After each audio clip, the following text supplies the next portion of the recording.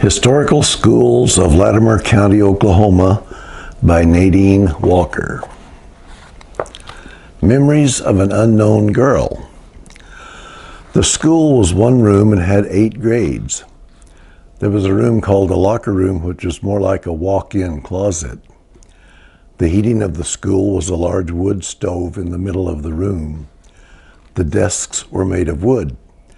The children had to draw their water from a well in the yard. Students went to school for 6 to 7 hours a day. They went for about 2 or 3 months in the winter. Then during the planting season, they were at home to help. Then returned to school during the summer. There were 2 recesses and lunch break. There was no electricity or telephone. The students used a blackboard to do their work on, or if their parents had the money, then they used Big Chief tablets. During the time of the writing tablets, some of the things that were on the covers of them were pictures of movie stars. One in particular that Miss Lawrence remembered was of Shirley Temple. The subjects taught during this time were English, history, spelling, reading, science, and geography.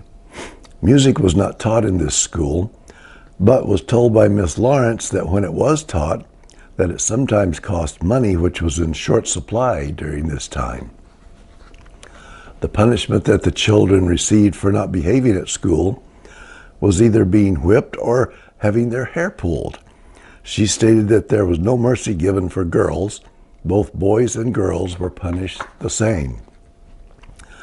Clothes were made out of flour sacks, tow sacks, and dyed feed sacks. The name of the dye used was Ritz dye. Children only had 2 or 3 outfits for school, so washing was done regularly. The girls wore bloomers and dresses and bib overalls. The bloomers and dresses were made at home, as well as their underclothes. The boys wore store-bought pants. Their shirts and underwear were usually made at home. They had 1 or 2 pairs of socks each. Their shoes, which were bought once a year, usually in the wintertime, and had to last all year, and were called tennis shoes. They went barefoot in the summer. They had no hot lunches at this time, so had to carry their lunch to school. They used syrup buckets or lard buckets. Sometimes they used newspaper to wrap lunch in.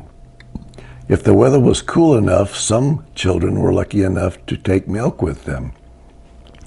They would use cold cream jars when their mothers had used all the cream. Some of the items that were taken for lunches were biscuits from breakfast, pork, squirrel or frog legs, chicken, potatoes, and bread.